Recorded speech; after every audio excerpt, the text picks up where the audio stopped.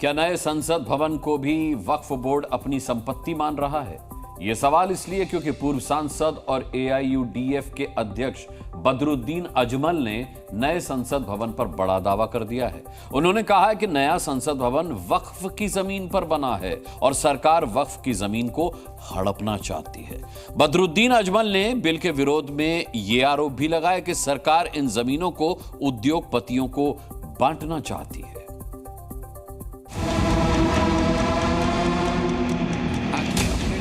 पहले दिल्ली के मंदिर, फिर सड़क और स्मारक, और अब देश की संसद। वक्फ संशोधन पर जब से बिल पेश किए जाने की बात सामने आई है, तब से वक्फ की जमीनों को लेकर दावों की बाढ़ आ गई है।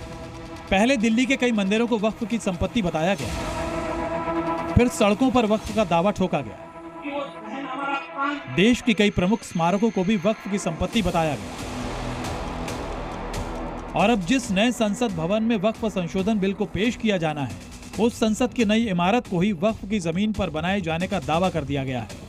पार्लियामेंट भी खुद, और आप लोग रिसर्च करेंगे मिलेगा, वक्फ की प्रॉपर्टी का लिस्ट आज पूरी दुनिया में आ चुका है। पार्लियामेंट है वो खुद भी पूरा का पूरा इलाका, वसंत विहार का पूरा इलाका, एयरपोर्ट तक, यहाँ तक के बहुत से लोग कहते हैं कि एयरपोर्ट भी यही वक्फ की प्रॉपर्टी के ऊपर बनाया गया।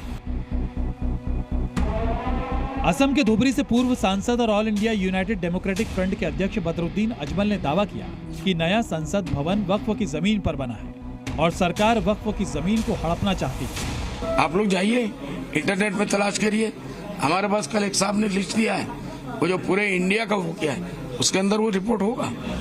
बदरुद्दीन अजमल ने वक्फ बोर्ड संशोधन बिल का विरोध करते हुए ये आरोप लगाया कि सरकार वक्फ बोर्ड की 9.7 लाख बीघा जमीन हड़पना चाहती है और उद्योगपतियों को होटल बनाने के लिए वक्फ की जमीन बांट रही है। बदरुद्दीन के आरोपों पर विपक्ष ने भी सुर में सुर मिला।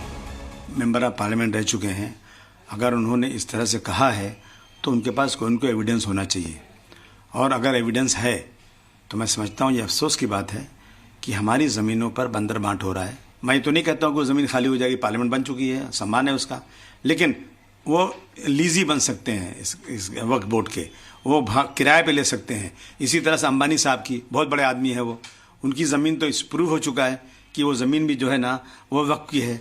उन्होंने ठीक कहा है, भारत सरकार के अलग-अलग मिनिस्ट्रीज के अंदर बहुत सारी वक्फ की प्रॉपर्टी है जो उन्होंने कब्जा रखी है। अगर ये कानून पास हो जाता है तो वक्फ प्रॉपर्टी का ज्यादा हिस्सा सरकार कब्जाएगी।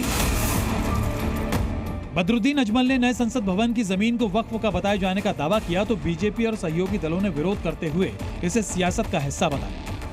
बदरुद्दीन अजमल खुद तो अपनी सीट नहीं बचा पाए और चर्चा में बने रहने के लिए बड़ी बड़ी बातें करना, ऐसे जो विफल नेताओं की जो बातचीत का अंदाज है वो वही है।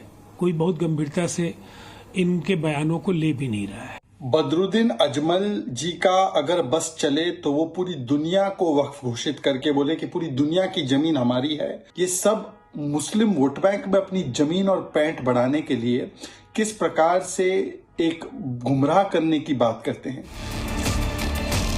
वक्फ संशोधन बिल के लिए फिलहाल जेपीसी कमेटी बनी है जो इस पर लोगों के सुझाव ले रही है, जिसके आधार पर तैयार रिपोर्ट को संसद में पेश किया जाएगा।